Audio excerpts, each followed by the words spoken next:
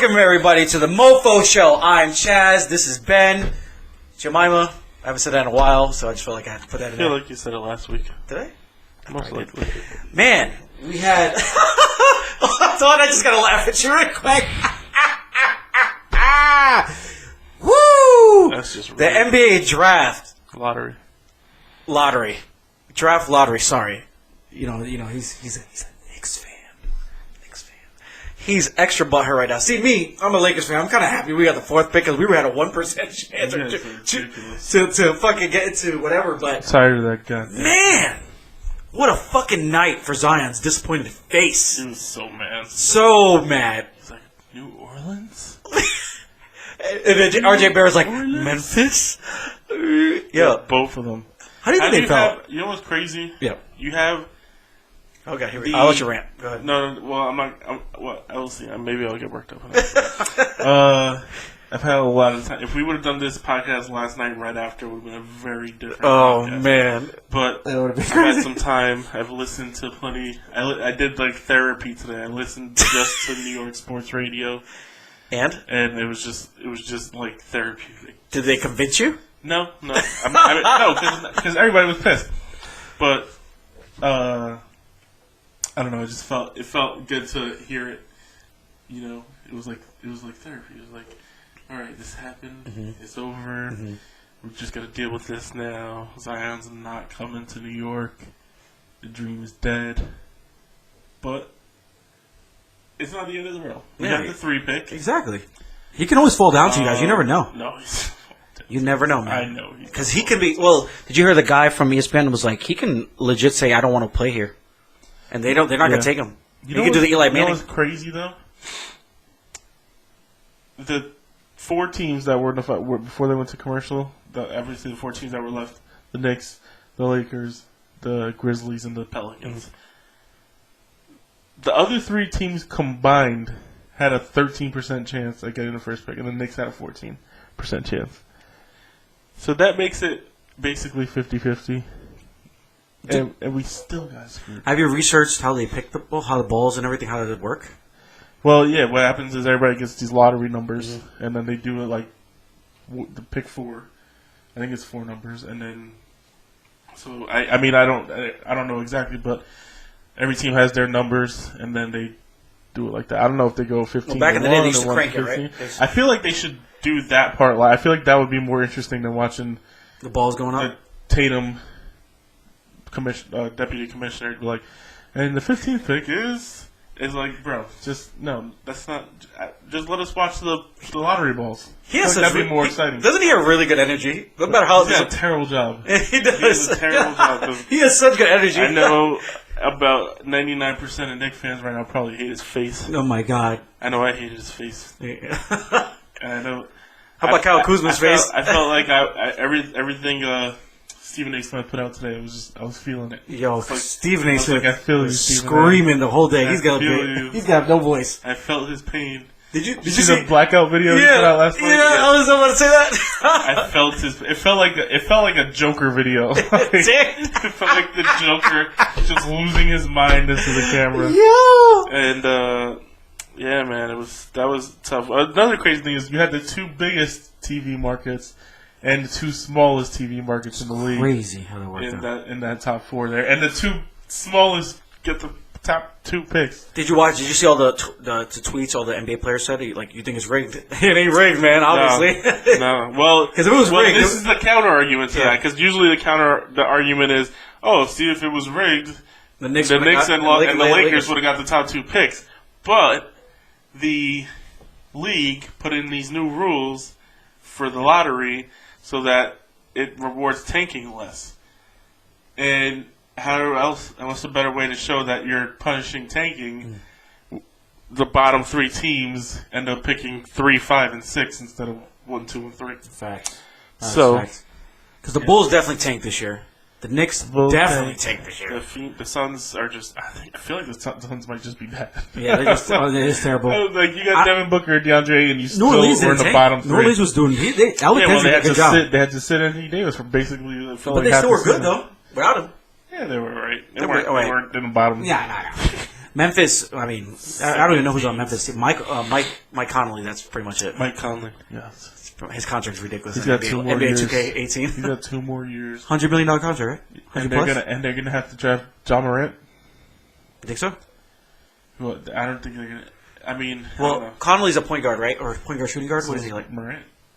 They're both kind of combo guards. I mean, I feel like Conley might be more of a point guard, a truer point guard, but they're both basically. I mean, I feel like most guards nowadays are just combo guards. To be honest, can I be honest with you? You know what I would do?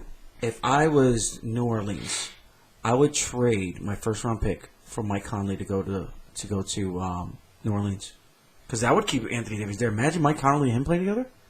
That'd be awesome. Memphis trade their pick, or Memphis trade Mike Conley for what? For the first round pick? No, Mike Conley's not worth it. What? He's amazing. The number 1 overall pick, amazing. No, yeah, I mean. He's old. He's Zion, RJ Barrett playing in those blue colors. That's not happening. Be nice. The only way, the Grizzlies are not getting, the number 1 overall pick from Mike Conley. So you're really convinced that this guard, the combo guard, is going to Memphis? Yeah, probably. I mean, him and Zion were projected to be the top 2 picks. All right. Do you think RJ Barrett's getting shunned? He's like. No, I think honestly, RJ Barrett's just suffering from being in the shadow of Zion Williamson. I think he's still going to be a good, even. He might be. Player. I think he might be a better player than Zion. It's possible. I mean, Zion is not a slam dunk. He's just his energy and the way he carries himself. He's a really good player. He's exciting to watch. He can become a great player, but it's not. He's not like LeBron James or something where you just know that guy's going to be amazing. Do you think?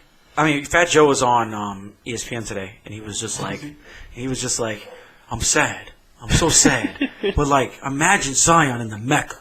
His smile, the way he carries himself, that power. Jesus. He'd be rich for the rest of his life.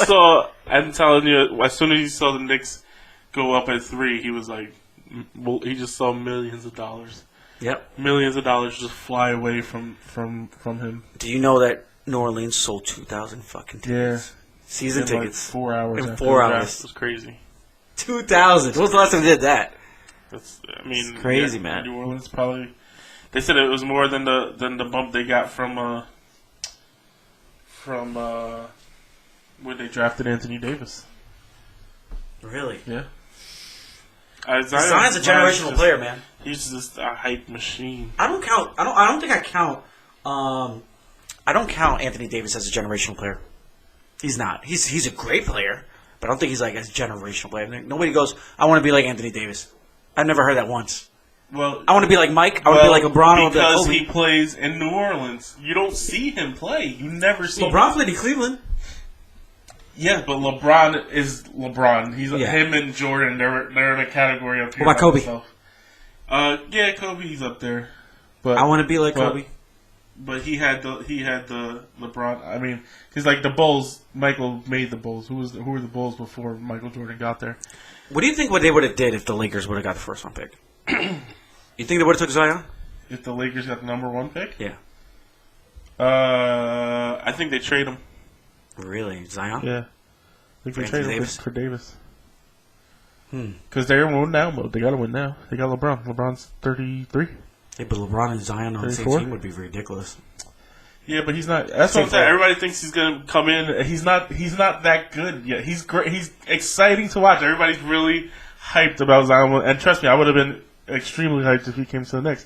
But you still can't expect him to come in and just take over a team that has any championship dreams, because he's good, but he's not there yet. He's not there yet. Yeah, he's gonna be. He can get there in a couple of years, but you're not drafting Zion and expecting him to get you anywhere. He might not even make the playoffs. Dude, they're saying that his tickets. I mean, because I think people are jumping the gun because you don't know if they're gonna take Zion. They might not take Zion.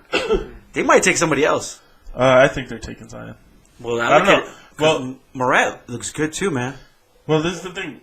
Davis is pretty set on not staying there. If he convinces them enough that he's dead set on not staying there, they have to take him. Yeah. If he is going to stay there, I'm hoping what happens. I'm hoping the Knicks can trade up Trade up? No, trade the third pick and a player or two, probably two, and get Anthony Davis. I would. If we can he said he would play for the Knicks, right? He said that? Yeah, he said he would consider staying with the Knicks. If we can get Anthony Davis, I would feel a lot better about getting either KD and Kyrie or whatever combination. I don't want KD here, and even if it's KD and Kyrie, they're too old for me. Yeah, that's it's like I don't want the Knicks to be good for 4 years and then we go back to being the Knicks. Did you see what Stephen A. Smith said today? He goes, as soon as they found out that something happened, whatever the Knicks said, the Knicks said something about getting Zion and doing this. Yeah. Automatically, KD got injured. Yes. Look, I think I would love to have KD in the Knicks, but he's just he's old. He's 30. Oh, he's not old, but he's 30. Yeah, his prime. He's probably got about 4 real prime years left. You would rather KD than Kyrie though, because Kyrie's a bum. Yeah, I'm not thrilled about Kyrie. But if Kyrie comes with KD, that's fine. I don't want him to be the number one option on my team. And like I said, so if we could get Davis Davis is only what, 24, 25, 26? 25, I think believe. he's around there, 25, 26. That you can build around for another 10 years, you know? That's different than getting a Kevin Durant who's already 30. Like, you can't really, you don't know how much longer he's, especially now, you don't know what that injury is that he's got. So for me personally as a Knicks fan, if we get Anthony Davis, I'm good with getting KD and Kyrie. That makes sense because then they're ready to ring. Oh, ready to win right now. Yeah, ready to win now, and they're set up for at least another decade if we can keep Davis around. Kyrie just seems like a. Yeah. Look, if he's the number one guy, he's a killer, man, of franchises, man. But if he's got a team with KD and Anthony Davis, he's not the number one guy, and then he can just do his thing. That's why I don't want him if he's the only one we're getting. I can't.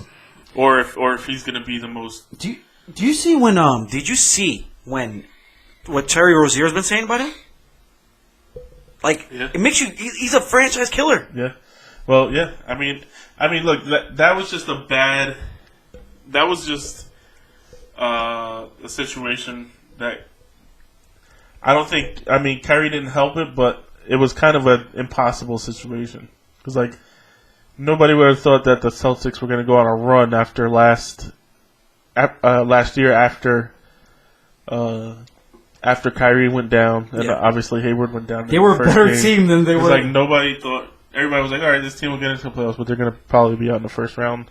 Definitely out in the second round. Then they made it to the Eastern Conference Finals. Everybody was like, oh my God, this team's pretty good. And so they had the hype train built up for when Hayward and Kyrie came back.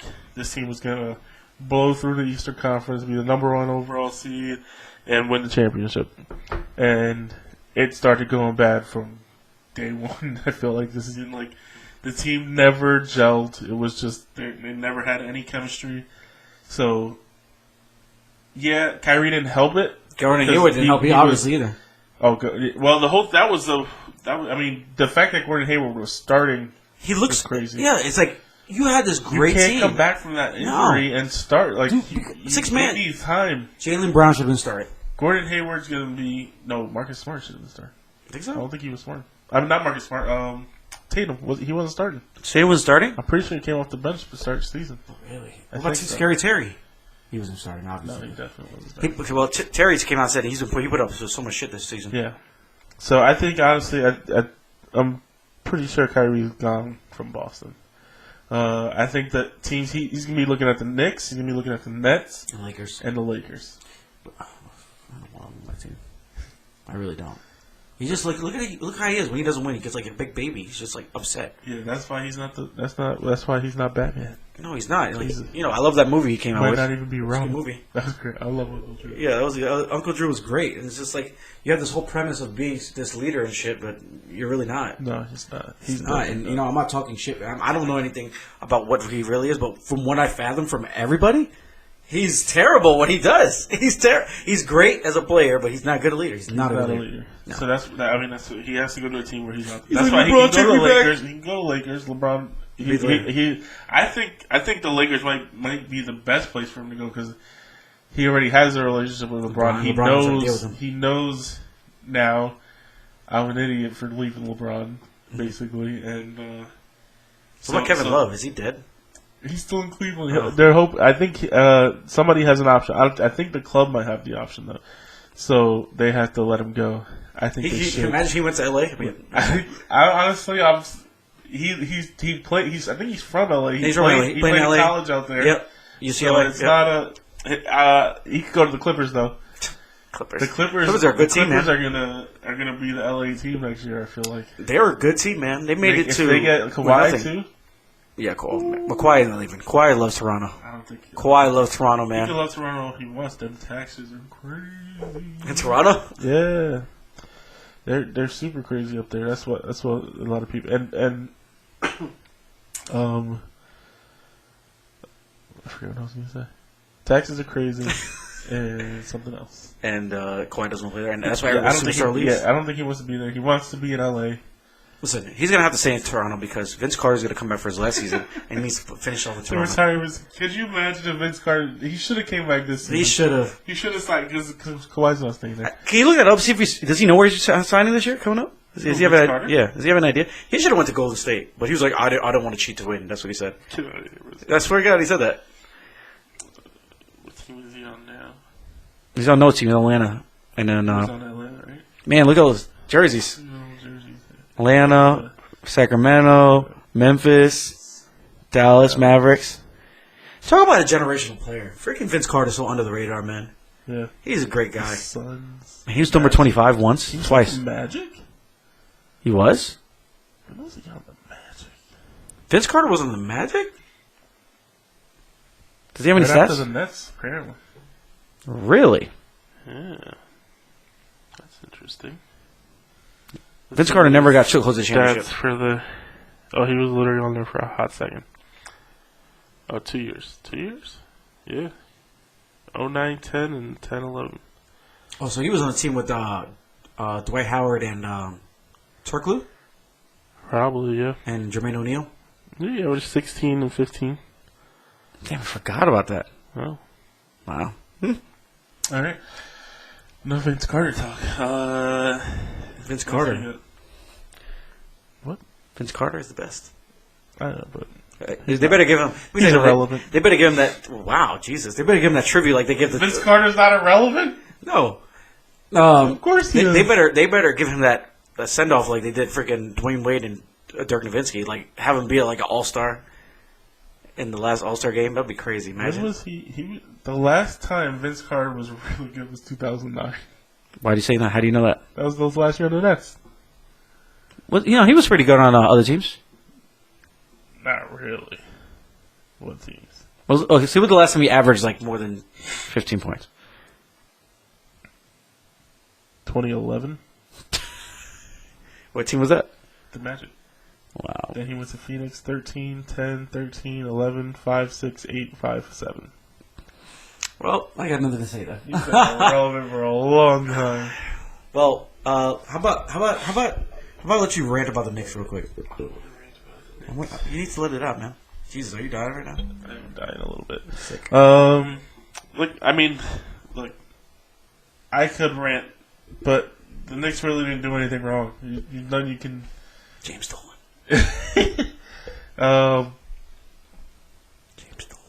This technically is not their fault. It's just a stupid system where nobody likes James Dolan. Nobody likes James Dolan. I don't need to. The league doesn't even like James Dolan. I need to talk you might get thrown out Knicks game. I've never realized Knicks game. You on the Mofo show? Get the hell out of here. it was bad luck. I mean, it seems like we're cursed with bad luck, but I don't know. Hopefully, we can turn this into something, and we can either turn it into Anthony Davis or even R.J. Barrett. I would like them to get like an R.J. Barrett or something, because I feel like the Knicks haven't been able to build around their own superstar in a long time. We had Porzingis there for a little bit, and obviously that didn't work out. My cousin's a Knicks fan too. He goes, "Well, it's not Zion, but I hope R.J. Barrett drops to 3. Please, not Cam Reddish. He's not a leader or a winner." It's true. Yeah, I think I would really like. This is another reason why it's upsetting that we're not going to get Zion, is because I want a guy who's a homegrown guy that we could claim as ours. Yeah, it's not somebody else. It's also another reason why I'd be okay with Davis, because he's still young enough to where if he came, and we kept him for the next decade, he'd be considered a Knick. You know, it's just I would like to build around something for 10 years instead of. It just feels very similar to what we did with Stoudemire and Melo. It's like, let's just grab 2 stars.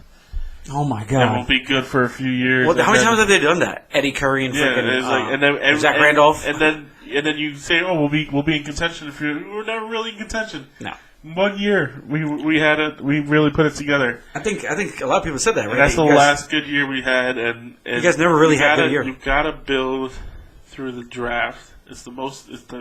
They give up too easily. Yes, they do. It's like we've waited long enough. If we're gonna do it right, which I feel like.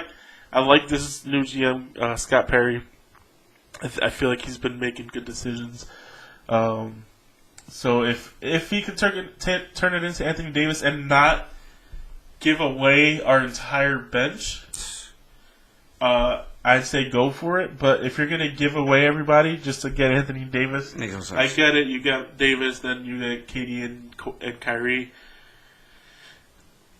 I don't think you can have just those 3 guys and then put it together around them. I don't think so. So I would rather not be a championship contender in the short run and have a 10-year gap where we can do something.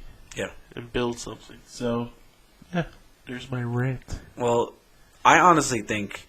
I also don't have the lung capacity today for a rant. Yeah, that's right. I'm dying. Well... You know, I also think honestly the team that I'm really disappointed that didn't get into the top 3 is the Atlanta Hawks, because I think any of those young players would want to play for that team. They have a great team right now. That team is looking great, super great. And now they were supposed to be projected. They dropped to.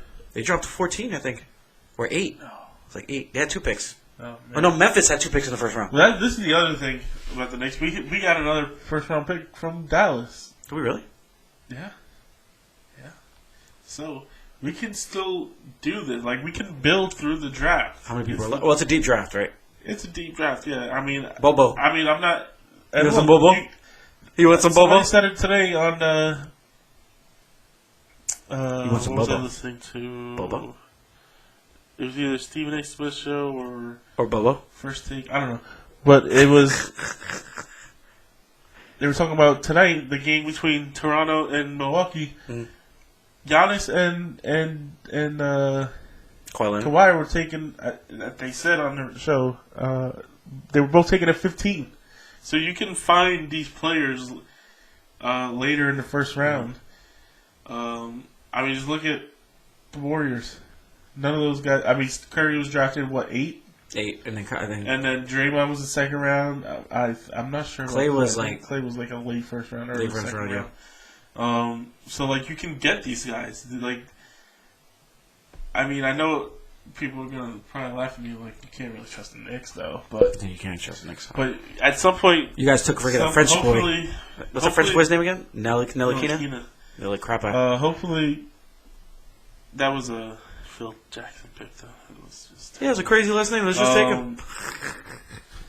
Hopefully, Scott Perry's putting it together. I have faith in him for some reason. I don't know why. I think I've liked the decisions he's made so far. I think the Porzingis trade was a good trade, and he drafted well last year. Kevin Knox, Mitch Robinson, Trier, all those guys contributed. I don't know. I'm optimistic. That's what do you? the best thing. Well, since I said it like 50 times, I didn't answer. But Bobo, do you guys want him? Nah. He's a good player, man. Yeah. Even Shaq came out. He's like, "I'm happy the Knicks lost. Ha ha ha. Good for the Knicks." Did you see the TMZ interview? He was like, "Good for the Knicks. I don't want to get the first round pick." There was a lot of cruel people out there today hating on the Knicks. You hate on the Knicks. See that girl with the Knicks tattoo? They got the Zion. The Zion, yeah. Dummy. Stupid. Dummy. Yeah. You see what the Jets did today? Fired their GM. That's what I was about to say. The Jets definitely took the Knicks news and made it better. Oh man, they were like, the Knicks are getting beat down on right now. We need to help them. We need to help them. Help fellow Stick New York together. team. Stick together. What are we gonna do? Fire the GM. Fire the GM. All right. What was the reason they fired him? What's like a main reason? Apparently, him and Adam Gase weren't getting along. He's a new GM too, right?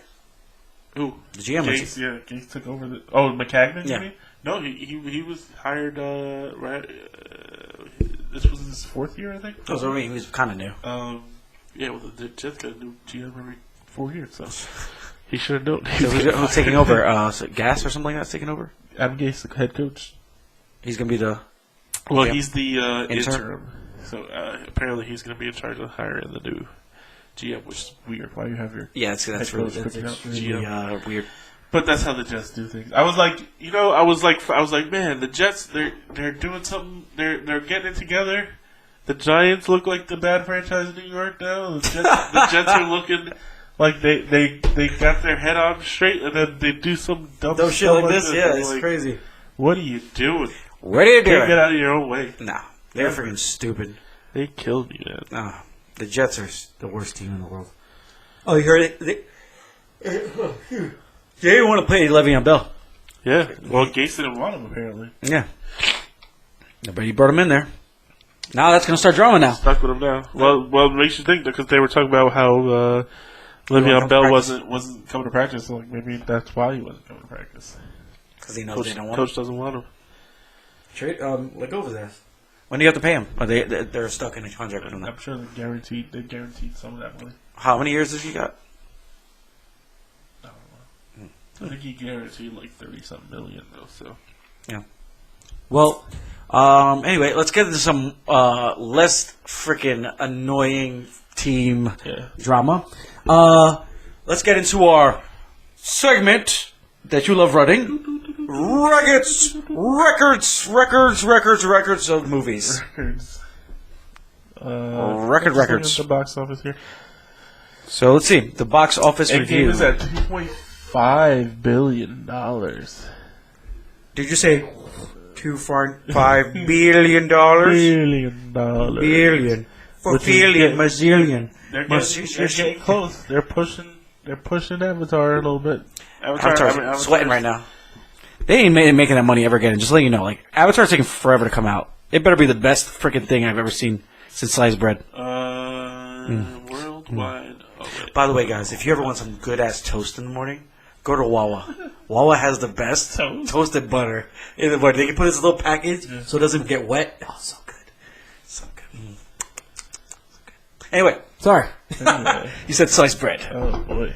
I said sliced bread, actually. Worldwide, all time. Avatar's at 2.788, and Endgame is right at 2.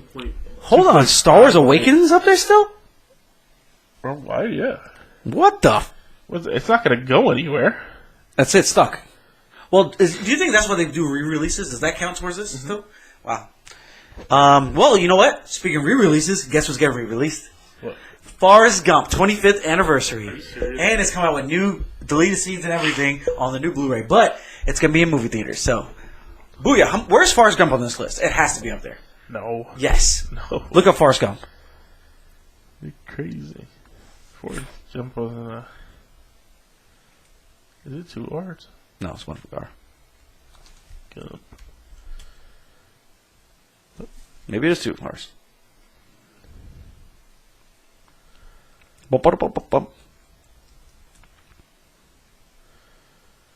Forrest Gump, 2 hours, goddamn it. 330. Yeah, 329 million. Come on, Chaz. It's getting close to Endgame. What are you talking about? Getting close to Endgame.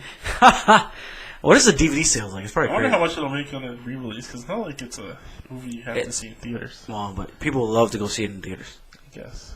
You know what I want to see in a theater? IMAX. I want to see like The Godfather in a theater. Yes. Well, they have it. I know they do it every once in a while. Yeah, they do it through what's it called again? AMC Fathom Events. Yeah.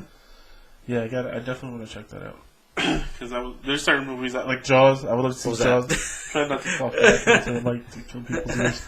I would love to see Jaws in the theater, especially like Jaws in like a Dolby. You know what you really need to see Jaws in? They do Jaws. You sit in a pond on a raft. Really? You watch the movie Jaws. Yeah. Where do they do that? I think it might be in New Jersey, and then there's one in LA. They do like every year. Interesting. Because in Jersey, it was shot in Jersey, right? It's technically, what beach is that? I forgot what beach that was. It's beach in Jersey. In Jersey, they shot it in Massachusetts. No. In the movie, it's supposed to be a Jersey town. No, in the movie, it's an island. No, it's Jersey. The actual events happened in New Jersey. Yes. But so in the movie, it's an island. Bullshit. It's an island. That's why they asked the guy, why is the guy who's afraid of water live on the island? LBI. Get out of here, Chad. It's an island. I bet you it's LBI. Why don't you look it up right now? Oh, man. We're having a Jaws argument right now. I love when you're wrong. You love when I'm wrong? I love it. It's my favorite thing. No, wow. that hurts my feelings, kind of. But all right. Kiss my butt. How do I find this? Would it be in... Why don't you just type in, ask Google the question. What island? Oh god. Type a space in there. Does Jaws take... I'm going to be writing this one. It's a fictional island.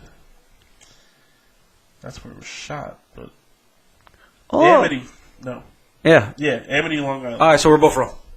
No, it's an island. But you didn't say what kind of... I could be like, hey, it's an island. No. It's any island. I said it was an island. You said it wasn't. LBI's an island. Right. Is it LBI Island? Huh? So we're both right. No, Chaz. Yes. Get out of here. You're wrong. Anyway, back to our regular scheduled program. So, how about Detective Pikachu? How was that, Ben? Because I didn't see it yet. Tell us. Let's review that. Why don't you review it? I can give you a little review, like non-spoiler review. Yeah. Is there really that many spoilers in the movie? Kinda. Yeah. Yeah. It's a good movie. It's a good kids movie. Would you see it again, or you're kind of just like, not in theaters. Yeah. No. I'll wait till I'll watch it again when it comes out. Just because it was cool seeing all the Pokemon. That's really like I said what I was going to see. Like I just wanted to see how the Pokemon looks in the world. Did it show a lot of the original 150? Oh yeah, it was very heavy on the original 150, but they did get a lot of other ones in there. Okay. Anybody didn't see were disappointed? They didn't see? No, I mean, there's other ones I would like to see, but I think they're gonna wait. I think they're gonna make more of these. Yeah. Because Detective Pikachu is actually doing really good box office, I believe. I think your mic's broken. Why? I think it's like bending. You gotta make it tighter. No, I like it this because it moves better. Leave my mic alone, Chaz. Detective Pikachu is at 63 million right now. Wow, really? That's domestic. Worldwide is 175 million. Wow. So it's doing good. I wonder what the budget was for it. How was the Asian representation in the movie? Was there a lot of Asian people? No? Well, that's kind of weird. I mean, there was. Was it whitewashed? It wasn't whitewashed. It was very diverse, I think. If I remember, I mean, there was obviously the white people with. Was anybody white that you were like, that shouldn't be white, or if anybody black that shouldn't be black? Well, maybe the main girl. She was acting very anime girlish. Mm-hmm.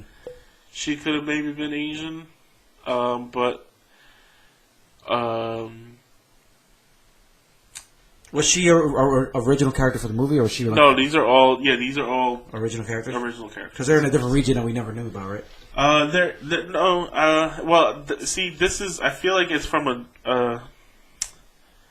I think I'm trying to think of what the city name was. It Rhyme City? Rhyme City, yeah. Rhyme City. That's what it was. RYME. I think Rhyme City.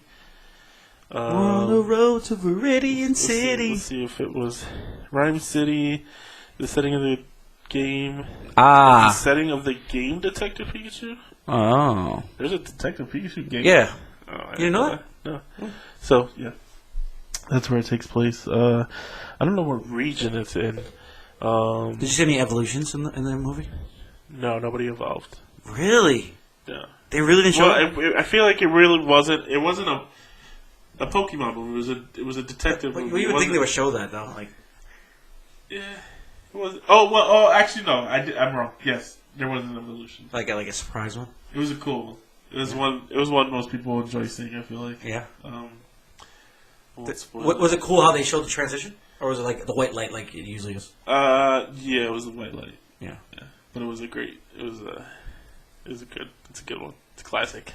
Nice. Classic. It's definitely. It's from the first generation. I'll say that much. Is Ash in there? Nope. No Ash. No Misty. No Brock. No. Professor Oak. No. Mention of him. Television people connection at all. Officer Jenny and Nurse Joy were not in the movie. That's just so crazy. The only connection this had to any other Pokemon thing is that the Mewtwo that's in the movie is from the original Pokemon, the first movie. Yeah, okay. And even that is like literally just mentioned. It's literally mentioned like on a news report. Like you hear the lady's voice saying it on the side. Like it wasn't like a, "Hey guys, this is remember Mewtwo from Pokemon the first movie?" And he now does he just show up and it's random, or he shows up for a reason? No, he's part of the movie. Okay. He is part of the movie. He's actually part of the. He's part very of the specific part of he's a big part of it. Is Mew in the movie? I don't believe so. I'm trying to remember if they show it. Is Mew even that powerful? Like a Flash. Yeah, he's the most powerful Pokemon. Except maybe Mewtwo.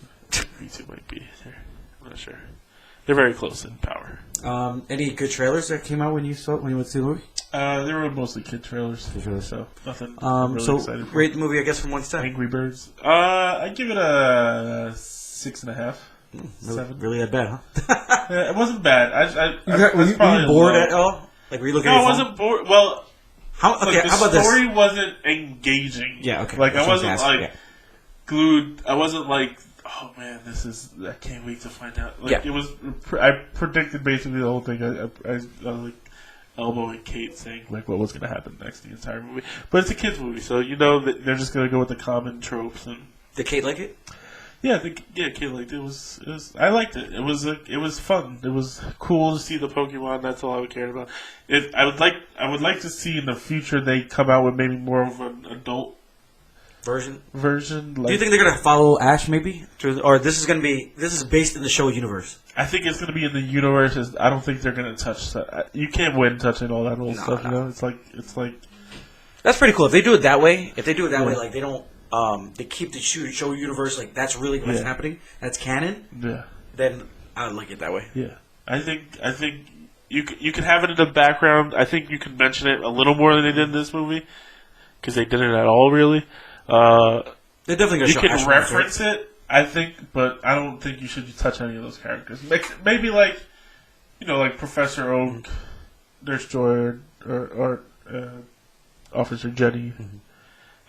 Those would be cool little Easter eggs. Surprisingly little Easter eggs, I feel like, in this movie. There might have been some that I missed, but I feel like there could have been more. They did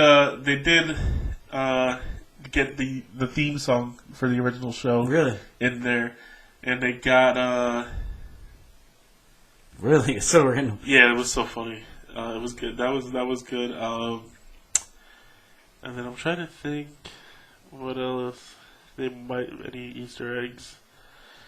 maybe the mention of how because they mentioned they didn't really say, oh, this is obviously because that'd be terrible. Oh, this is Mewtwo from the first movie, but they mentioned, oh, he escaped from so and so, blah blah blah, 20 years ago. So that's kind of like an Easter egg, I guess, because you would only know that if you saw the first movie. Yeah. But I think that's probably about it. I think they'll do more. They show like the. I thought it was cool. They showed some of the like Pokemon League battles, and they were saying how Rhyme City is kind of a alternate way of living with Pokemon, where it's not trainer and Pokemon. It's more of a partnership. It's more like living. It's like an integrated society. Where they're living side by side, working side by side, and stuff like that. Any scary Pokemon? Scary. Do they make the bug Pokemon look mad creepy? No. Okay. No, they were all very cartoonish still. They all look good. I have no complaints about how the Pokemon looked. Charizard was really cool. Was Jigglypuff in there from the Jigglypuff was in there. Kanto region? Jigglypuff?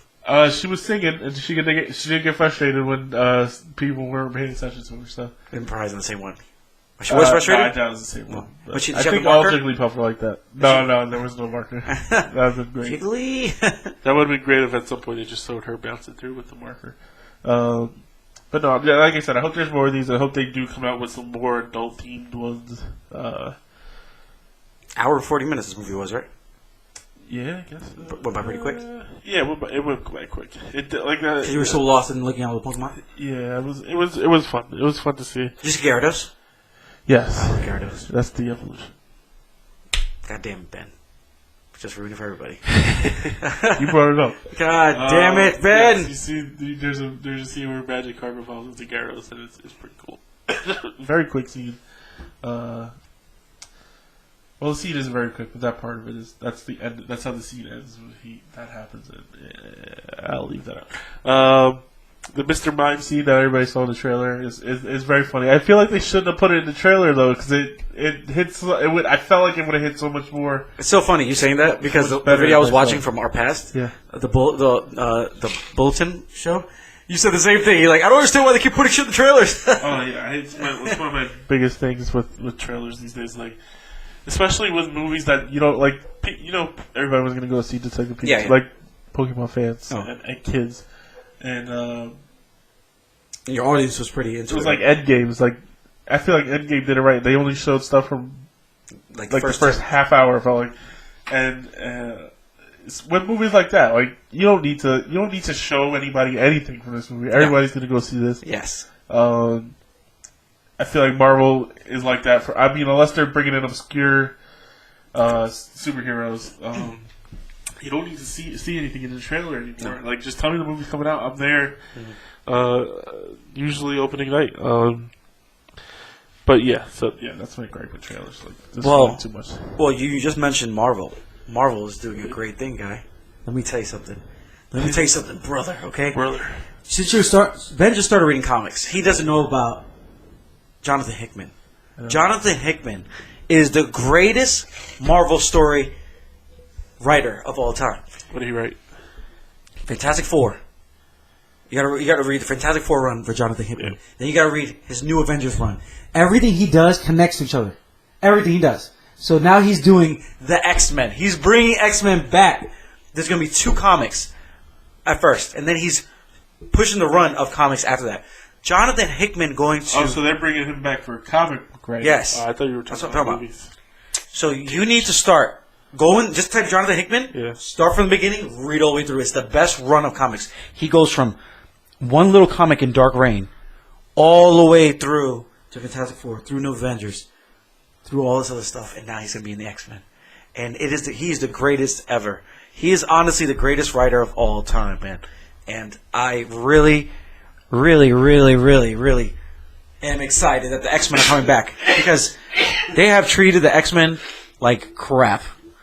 Like super crap, man. And it's been terrible. Damn, you look terrible. My eyes are about to blow out. But that's if anybody... So you're saying that in the comics they've been treating the X-Men like trash. What do you mean?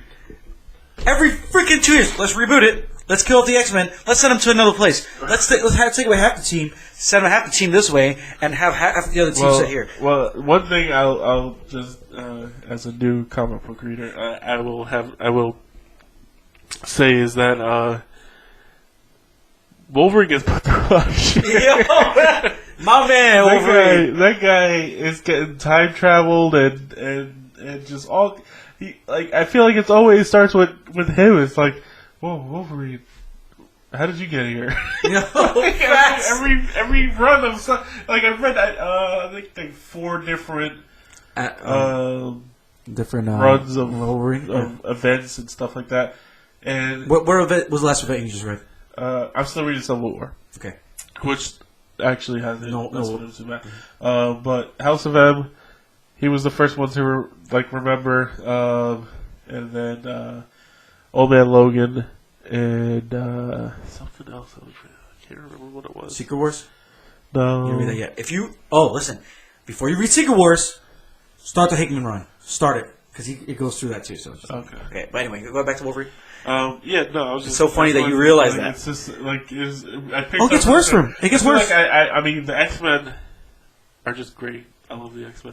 You know what I find weird? What? This character is such a prominent character in the comics that she's never been put to screen. Well, she has, but briefly in one movie was Emma Frost. Yeah, she's really good. She's such a big character in the comics. She runs the X-Men. Yeah. And well, what she does when you find out what movies, she's just in first class and she's just a sidekick. Yeah, and she dies. What's his name? She dies on the side. Yeah, I was like, I've heard of Emma Frost before, but I thought she was just kind of like one of those random X-Men. She's powerful, man. She's super powerful. She's basically Charles Xavier, but with diamond skin. With diamond skin, yeah. Second evolution. She's like a Xavier. If you morphed him with Magneto's helmet, but better. Facts. So yeah, I just find it weird that she's such a big character. I feel like Marvel's gonna do it right. They're gonna bring her in. This is what I'm saying. I'm thinking Hickman taking over the X-Men is because Marvel is gonna put them in movies. So they're trying to reboot the X-Men finally. Like a template. And yeah, because so he's gonna do something called the House of X, which is going to follow the X-Men through this whole thing and show you what the X-Men are up to. But then he's going to do something called Power of X. So it's going to be him going through all X-Men history, retelling their stories in the Hickman way. Okay? He's doing it the right way. Has he written X-Men before? No! This man is Jesus! What did you say again? Fantastic Four. So he started in Dark Reign. Okay, so Dark Reign, you're going to read the first comic. I heard it was good. Yeah, so you're going to read... It's a side... It's legit like a side fucking... Sorry, it's a side comic, okay? So, basically, the comic opens up with Norman Osborn going to the Baxter building. He's like, I want to take over the Baxter building, where the Fantastic Four. It shows how powerful Franklin Richards is Reed Richards and Sue Richards' son. He has the ability to warp reality. He's the most powerful mutant on the face of the earth. Okay, so he points a toy gun at Norman Osborn and shoots it. It's a plastic bullet, and he changes it into a real bullet, and it goes right through Norman Osborn. He's like, oh, crap, I'm done with this. And he runs out the building. And then you find out that Reed... Is he good, though? Oh, Franklin Richard? Oh, yeah, he's good. Man. That's what I'm trying to tell you. You gotta read the book. And so then you find out in that one little comic, he built out of this one little comic they started, he built a whole series of Fantastic Four over this. And everything he does is for a reason. You come back to it and you go, oh, crap. Wow. So at the end of that book, you find out that Reed has been talking to the Council of Reeds from all different universes. You're like, oh, okay, that's pretty cool. But that factors into his whole run. The strength of Franklin Richards factors into his whole run. It is the most amazing run in comic book history. No, I'm serious. Like, you think I'm playing. I cannot wait to read this man's books. So then he does New Avengers and Avengers. So what he does is when he comes to a book, he takes away all the crap books. He goes, this is the main book. Yeah. This is the side book. You read all of them. You have to read it. Back and forth, back and forth, back and forth. Then he does that. Then he did the same thing on Avengers. He had Avengers and New Avengers. Murdered. Amazing story. Then he did Secret Wars. Nice. Holy crap, okay? That man built a whole universe. Everything. And he just... It was like, everybody's making comics shitty. I'm gonna fix it, and he just fixed it, man. Like everything he does amounts to something. It's not garbage. He's a great writer, man. Jonathan Hickman. When you go onto your phone today and go to your Marvel Unlimited purchases, go there and start your Jonathan Hickman run because it's well worth it. Ladies and gentlemen, you're welcome. You're welcome. You're welcome. Oh, he looks pretty young too. Young guy. He has the greatest 46? mind. Woo, baby. He is starting the X. Do you know how hyped I am? I'm so hyped. I'm so hyped. It's so good. Man, I haven't bought an actual issue of comic. Well, that's a lie. I buy Walking Dead because I have been collecting for a long time, so I just buy that. But other than that, I haven't bought any comics, dude. I haven't bought any comics, and I think I'm gonna start buying X-Men again when he takes over. So, anyway, that was my rant. Good rant. All right. Yeah. I feel educated. You're welcome. So anyway, with that said, buddy, are you gonna read it? Yes, you will, because you started reading Old Man Logan. I will. Mm-hmm. Did he do Old Man Logan? Oh, dude, it's Secret Wars. It starts out with a head coming over a wall into Logan's universe, and it falls on the floor in front of him. It's an alternate head. And he's like, "Where's this coming from?"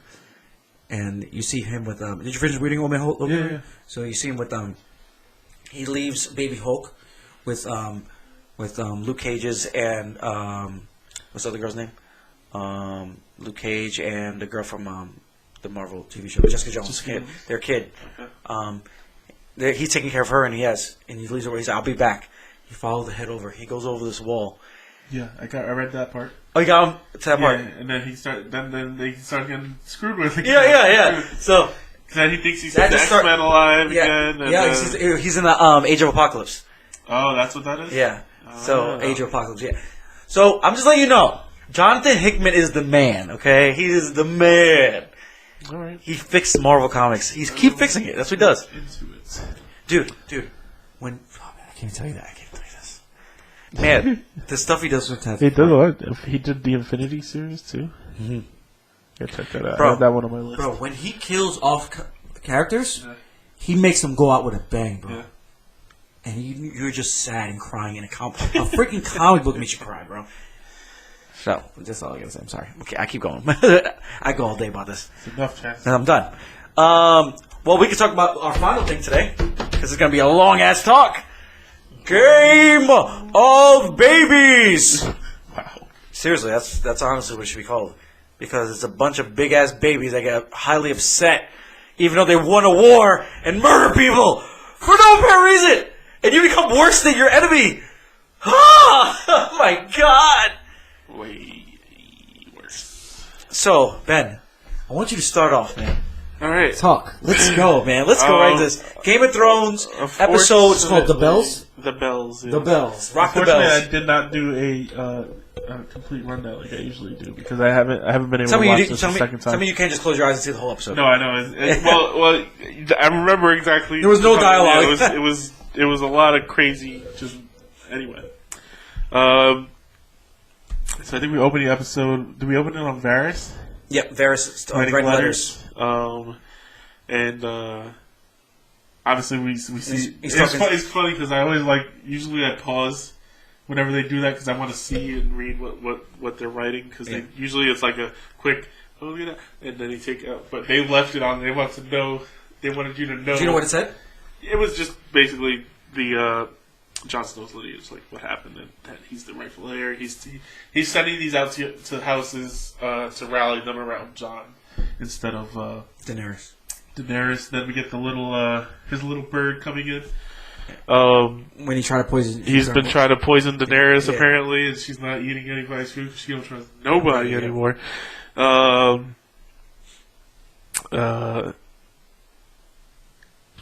Then we move on to Jon getting there, and she's looking through. Daenerys looking out the window. She's looking. She's looking, but Varys goes straight to Jon. I was like, I thought Varys was being a little bold, super bold. Just go right up to Jon, and you know Jon. He can't help himself. He's honorable. He's not gonna. You cannot get him to turn on somebody if he's already vowed to be with them. So that seemed like, I don't know, I feel like Varys could have done that better, but I think he's getting desperate. So he went right up to that was weird. Then Tyrion goes up to Dany, and we see Dany looking crazy. I think that's why a lot of haters are hating on this episode, because they said a lot of people to act their normal ways. But it's true. Well, in desperation, it makes things change. sense. Yeah. Things change. People don't get. This might get me today, the haters, because the Game of Thrones haters, I swear to God, they are the worst. Oh my God! But let me not get off on a tangent right now. You could get on a tangent. It's fun. Not right now. It's fun. I'll save it for later if it. Okay. So where we? So yeah, he tells Varys, and then immediately we go to the scene where Dany's standing there. And you see Varys. Oh no, we see Varys back in it, writing letters. He hears footsteps coming. He's like, "Oh, gotta burn this." They're marching towards him. He takes his rings off, which I feel like they gotta go back to that for something. I don't know. So he does it for the bird. I don't know something. But she kind of got burnt alive, right? She probably yeah. So we see Grey Worm come with the shackles, and they walk Varys out to Dany, Tyrion, and Jon. And you just blew my mind real quick. I didn't know he was sending letters out to people and all the. Oh yeah, damn. Yeah, so that's why this next episode is going to be interesting, because those letters definitely got places. Mm-hmm. And you know Sansa is on it. Oh yeah. So that should be interesting. Got the wildlings and everything. Yep. That's what I mean. Come on, Ghost. We're gonna get a real goodbye. God damn it. Where was I? So then you see that it was a great shot with Drogon, his face just appearing behind Dany, and then you knew, oh fuck, that's a wrap. I thought he was gonna eat him. It's a wrap. I thought she's vicious. She really is. She burned him. She said, Dracarys. It was almost just like, what's his name? Was his little baby head? He was like, oh, goodbye, old friend. She's like, it was me. It's like, yeah, we know, he knows. Then this is when we get where that they found Jaime trying to get past their lines. Yep. Then Dany gives him the line, the next time you fail me will be the last time. And we're like, oh shit, god damn. Tyrion's about to die next episode. Yeah, it's like, damn Tyrion, what happened? Oh man. I'm not sure if this is next scene, but obviously we know there's gonna be a battle, and Tyrion obviously wants to avoid a battle. And he goes to Jaime and sets him free. And this whole time, I'm like, Tyrion, what are you doing, man? You're gonna die. There's gonna be no Lannisters left. Oh my god! I was like, the whole time I was having like a panic attack, just thinking like, Dany knew he was gonna do this, and she's like waiting outside the tent, and she's gonna Dracarys his ass. But it was a great scene too between Tyrion and Jaime. It's a very emotional scene, and for their last scene together, I think it was really good. Then I guess we could just move on to Battle Day. Yeah, Battle Day. Right, nothing else happened there. Well, he let him release them, and he ran out, and then that was pretty much it. Oh no, he went to what's his name? And asked him, "Are you a good smuggler?" Oh yes. Well, he asked that before he. That was before he wouldn't let Jaime out.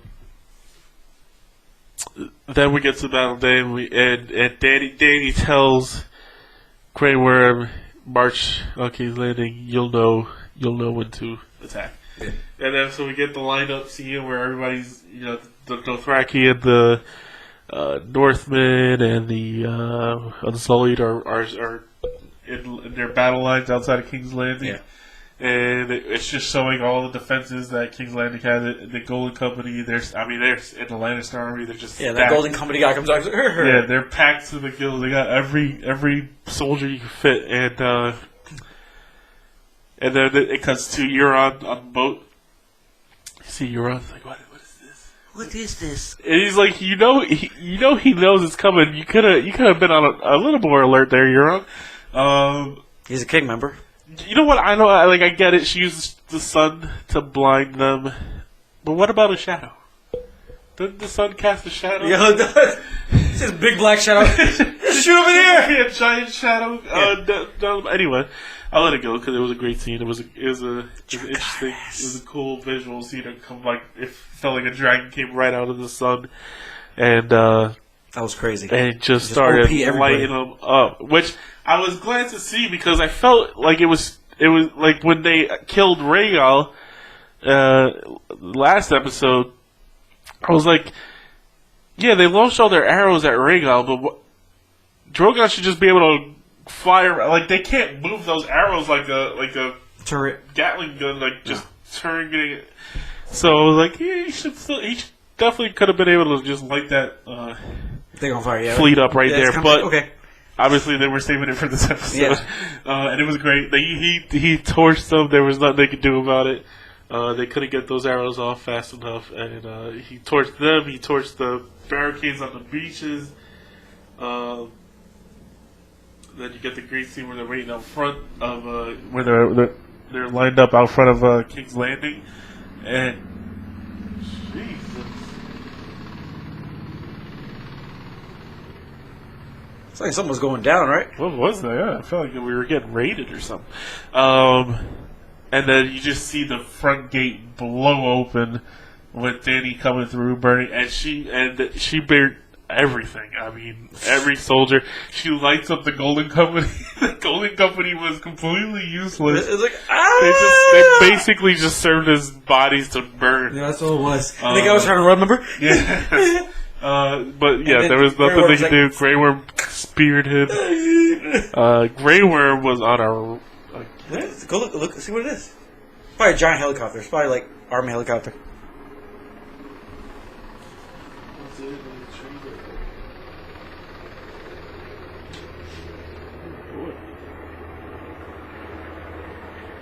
Holy shit.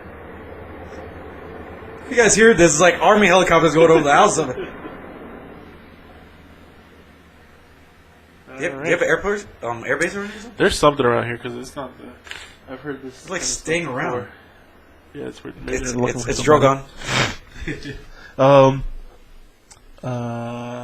Yes. So now the Golden Company got burned. The army's charging the city, killing all the guards, killing everybody. I mean, just they didn't kill any. I don't think they killed any good. Any like no, not any. Not yet. Not yet. And so they're basically just running through the city and murking every soldier they can. That's not even a word. It's like they were just running through. Yeah. That's it. Like it wasn't even a battle. Like John, you see John like everybody was just going down. It was awesome. Daenerys finishes burning down like every embattlement they have. They had nothing for her. All the scorpions. This is a great scene where they get with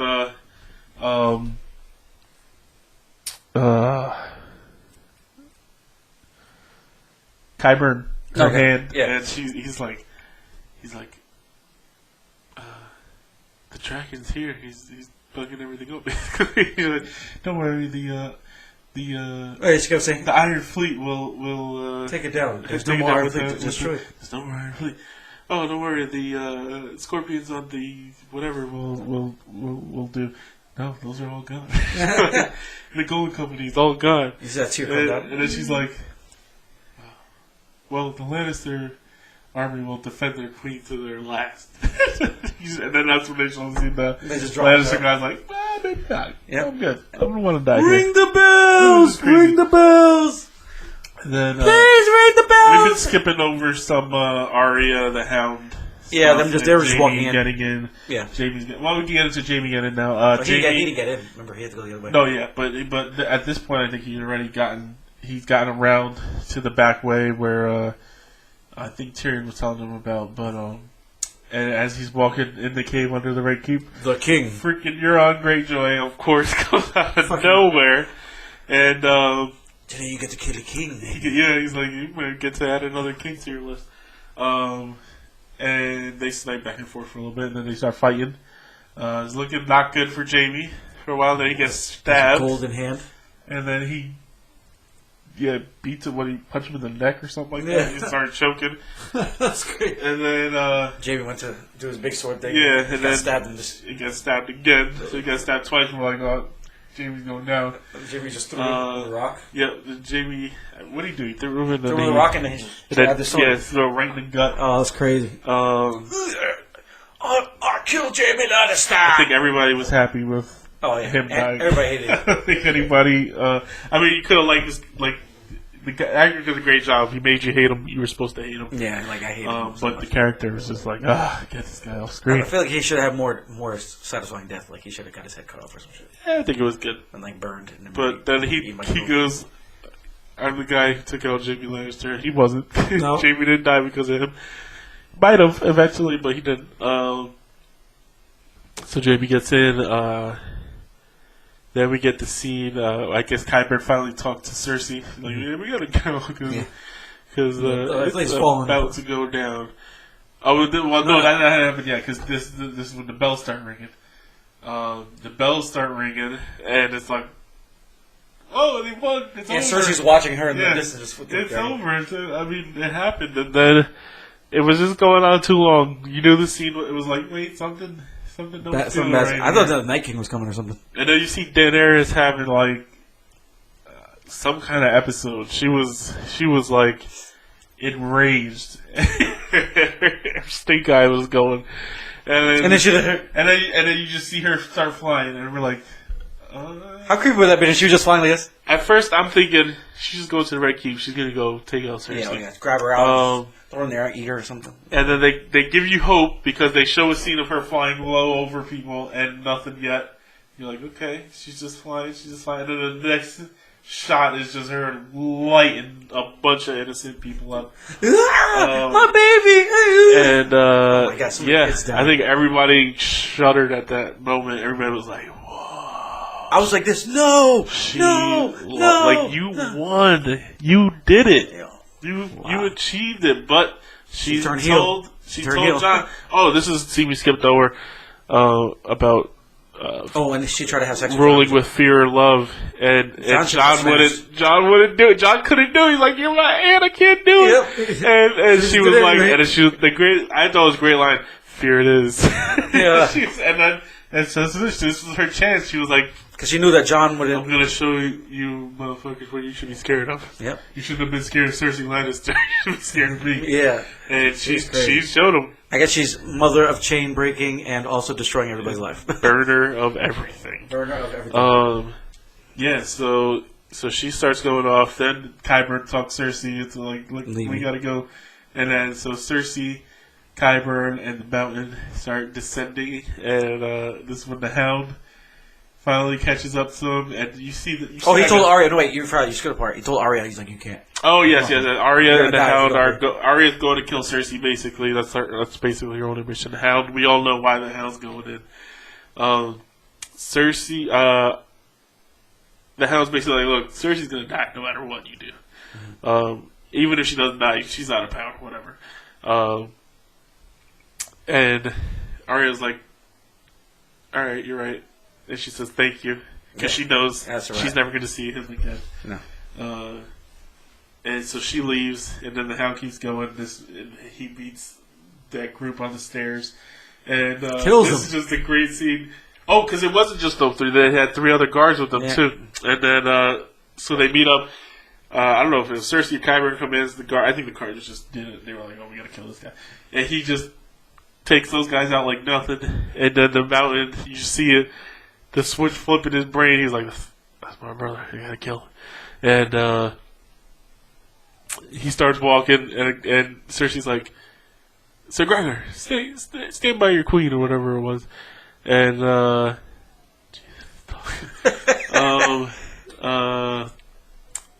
and then he looks back, and you see like his face, like purpley, bloody craziness. And then he grabs what's and then he takes a couple more steps, and Qyburn's like runs up on him like, why would you do that, Qyburn? And he's like, protect your queen, and he just mushes him. It's like mushed the stiff arm of all stiff arms bashes his head into some rocks. He pushed him whatever it was, like nothing, straight. like he was a child. He like exploded like a watermelon. It was great. It was fantastic. It was. And Cersei's like, "Well, I'm out of here." Yeah, that is one of the best scenes. Like Cersei just like she did the Homer Simpson. She was. Hey, I'm just gonna hit this way, and it was great because the Mountain or the Hound don't even give her a look. Like she's just like. See you guys later. Let's have a good day. And then we get the Clegane Bowl we've all been waiting for forever. Yeah. I don't even. It's so long. And I think it lived up to hype. It was great. Honestly, there was that scene when he's crushing his eyes. when the Hound stabs him with the sword through the stomach, and then and he just throws him down, and then it gives you a shot back at the mountain, and he's just standing there. That his helmet was knocked off at this point, and he's just standing there. You just kind of get like a silhouette. He kind of reminded me of like Thanos. I was like, "Yo, really? Right?" I was like, "Man, this guy's freaking huge." And he's taking the sword out of his stomach. Yep, he takes the sword out of his stomach. They go at it again. Everybody's thinking, "Get him in the head, get him in the head," and he stabs him in the head. And this guy's just like a machine, just like. And then Terminator, man. Yeah, at that point, I think, the eye. I mean, I was like, no, the Hound's gonna die without killing you. I thought he was gonna do the same thing. I mean, he basically was doing the same thing, and it's over. And I don't know how his eye. He kept his one eye on the right side. It looked like it didn't. I was like, well, his thumbs are pretty far in there. Yeah. But I don't know. Somehow he was able to keep that eye working. And and he was like, all right, yeah. Doom, right through the wall, right into the fire. It's a giant raging fire. Yep, everybody's afraid of. Because Dany's burning down everything at this point. So that was great. Dany was killing her own people. Did you notice that? No, she wasn't. Yes, she was. She was being very risky. I don't know. No, she killed some old Sully and some freaking. Sure? Yeah, she killed some of her people, man. We're gonna have to see that. You gotta rewatch that. She did. I have to rewatch it. I watch it every episode at least twice. And this one I haven't. John was like, "Retreat! And, everybody retreat! Leave! She's gonna destroy everything." Yeah, and this whole time John's looking around like, "This is crazy." No, for real. This is crazy. And it's his fault. He's like, "It's my fault. I should have banged her. should have just killed her." For real, he should have. What are we at now? Now it's just basically like I was Arya trying to save different people and get them, and it was just not working. Dany was just on a rampage. The Lord of the Light. So the last thing we see is a blaze come down the street, and we don't know. Like, did she get Arya? Is Arya good? Because the fire was there. Oh yeah. But apparently, Arya is immune to dragon fire or something. Because she just ate. I mean, the fire was on her. There was no way the fire wasn't on her. But she went behind that wall, and the wall blocked it. Yeah. The fire was melting everything else. Yeah. Very convenient. But you know what it was though. What? It was the Lord of the Light. Lord of the Light protected her. So I love that scene. She was just walking. Yes. And the light was just on the back of her. And she wakes up. The white horse comes in and she rides it out. I think that was it. That's the end. Yeah, that was the end scene. Yeah, because John tries to retreat. Yes. He makes everybody retreat, and then she burns down everything. Yes. So. Yep, that's it. We got one more episode left. Oh my god, what are we going to talk about after this? I don't know. We're going to have to find a new show or something. The podcast is going to be a lot shorter. Oh my god. Rick and Morty's coming back. So yeah. Well, that's not till the end of the year. Yeah. We'll see. We'll have something. They're like, yeah, we're coming back in 2019. November. Yeah, November. But anyway, yeah. What do you think? What do you think next week? Next week or this? I think it's going to be 80 minutes. They said. Yeah, 80 minutes. So just like this one. So I think it's going to be a big war.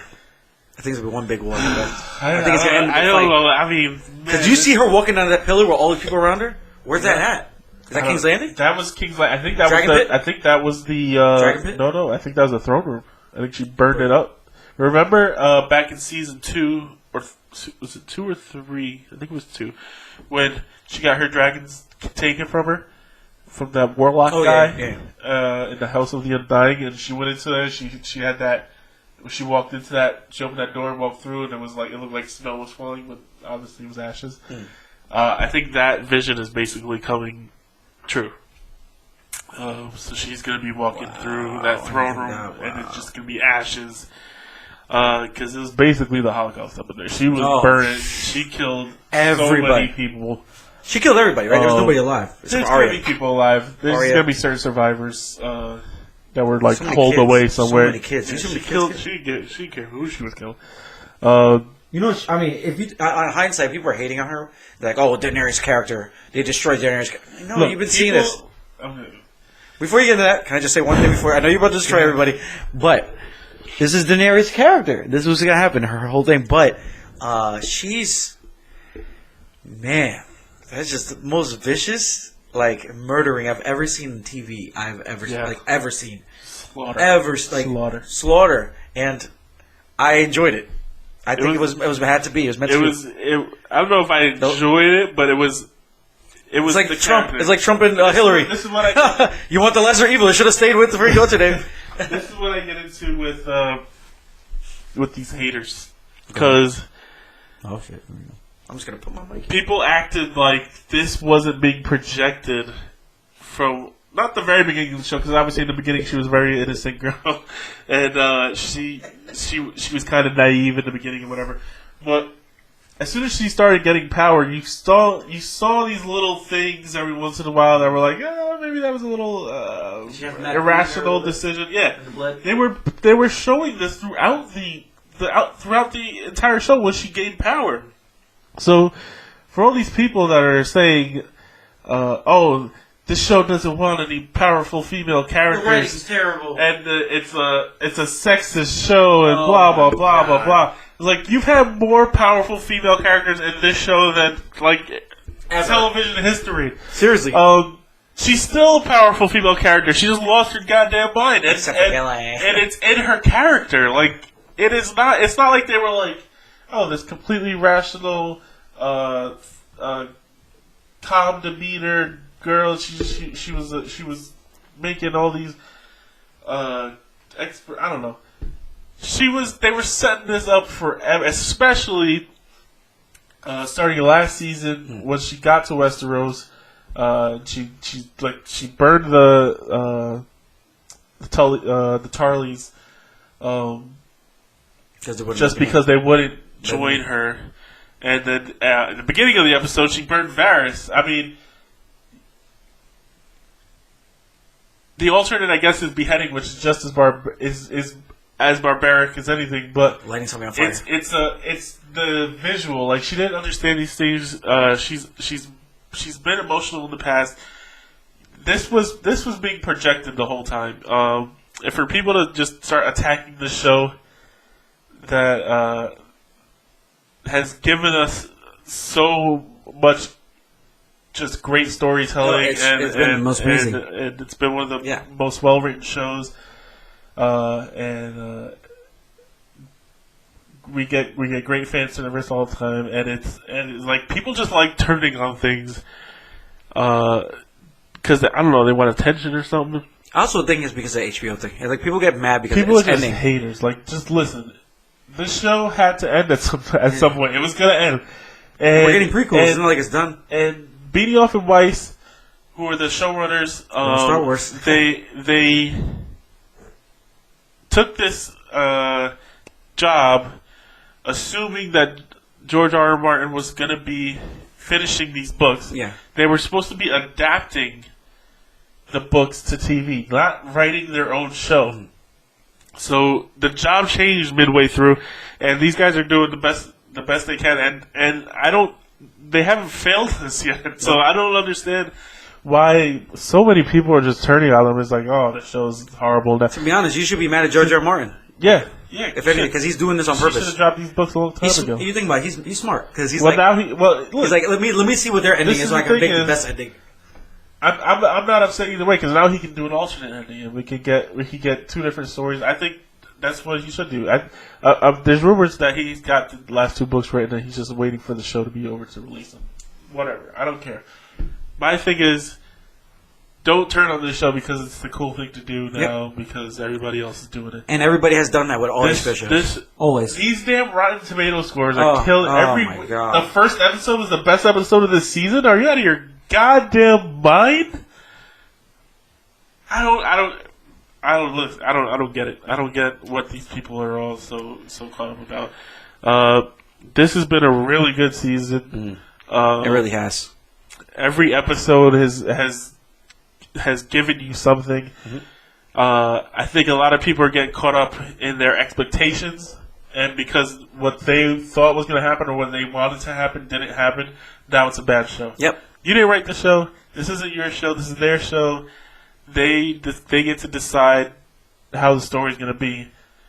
You can not like the story, but you don't get to call them. You don't get to say that they're bad writers and that they're sexist and all this craziness. That's crazy. It really you still have Sansa Stark, who's basically running the North. Arya had the biggest kill of the entire show. She's about that too. And she's probably, if she gets Dany, she got the biggest kill anyone's going to get on this show, unless whoever kills Dany. If I have a feeling Dany, I have a theory. She had a lot of good kills. I think Dany and Jon are dying. In this last episode. Yeah, that's my prediction for the last. I think Sansa ends up on the throne somehow. It's with Tyrion, as Tyrion's queen. Tyrion, I think Tyrion will be her advisor. Yeah. I think Tyrion will be her hand.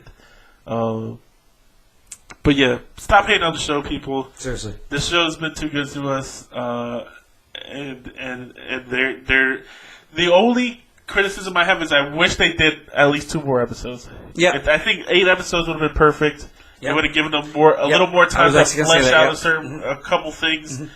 Mm-hmm. But honestly, that's the only thing I have for them. I mean, they put together the best show I've ever seen. My favorite show of all time, and so I think it's crazy that people are hating on this. Hating on it now. Yeah, man, it's a lot of haters. I think I said this like a couple times, even during when you were just saying. It's like an HBO thing. I think that anytime an HBO show finishes, people bitch about it. Yeah. I'm sorry. They're so good. They're so good. Like Entourage. Their own success. No, seriously. Sopranos. Yep. The way it ended. Yep. Entourage. The way it ended. Any of these good shows, people get mad about. And because you guys are sad, I understand. But just don't kill the show. Chill out, man. Why are you be so angry? It's not even the end. You want to talk crap about it? Do it after the final episode. Then. Don't. This is the worst. I can't believe they're destroying this. Oh my god! Yeah, you don't even know how it's going to end yet. These episodes were awesome. Yeah, I know, like you said, the only gripe I have 8 episodes. Yeah, 10 episodes would have been fine. I think it would have fleshed out Jon and Day's relationship. They could have fleshed out because a couple things they did rush. I'm not gonna lie. They could have Varys' conspiracy could have gone a little deeper. They could have built up a little bit. They could have ramped up to Dany snapping a little more. I think with a couple extra episodes, that would have pacified some people. Maybe. People are complaining about Jaime and Cersei's death. But we didn't even go over. Yeah, we forgot about that. Yeah. And it's symbolism. They got crushed by their own kingdom. Yep.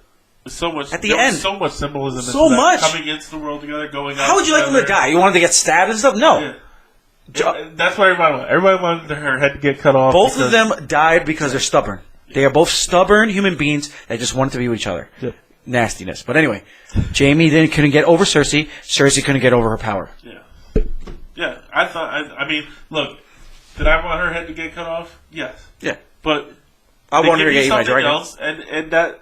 I like the way she went out. It wasn't like they were like, yeah, just drop some rocks on her. Like it was the whole moment is like they broke her finally. Mm-hmm. They finally got through her shell of power and confidence. And they broke the character down finally. I feel like that was the victory. That was the victory you wanted. Like she was no longer this arrogant. I'm just gonna run this country the way I feel like it, and to hell with everybody else. And so, I feel like seeing her break was a victory for the fans, for the people who didn't like Cersei, for obvious reasons.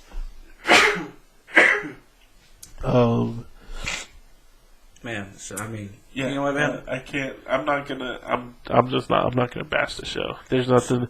Sean can't get burned by the fire, right? We don't know yet. We don't know. Yeah, he's gonna kill the dragon, man. We're gonna see. Somebody's gonna have to. He's gonna kill that dragon. Or the dragon's gonna turn on Danny because he's a. And eat her. But here's the thing. I don't know. Because he's half a Targaryen. She's full Targaryen. So, I don't know if that has something to do with it, but... If they had a baby, it would be full Targaryen then, right? Well, technically. No, well, because she's full Targaryen, because Targaryen... She has a Targaryen mother and a Targaryen father. Because the Targaryens married each other. So he's got a Stark with a Targaryen. Oh my god. So we'll see. We'll see. This is going to be a crazy episode. I can't wait. We're going to do another episode. We're going to do a live reaction. We're having a Game of Thrones little watch party here. Yeah. We're going to have, so we're going to do a live, we're not going to stream it, but we're going to. We might. We'll see. We could put it on Facebook. If we could juice up the internet a little bit more, maybe we'll stream it. Maybe we'll just record. But we're going to definitely record our reaction to the whole thing. While watching the episode, and then we're gonna do a quick review afterward. Yep. Maybe we'll do a quick review live. Maybe we'll do that. We could do that after everybody leaves. Yeah. Yeah, and live from the couch. Yeah.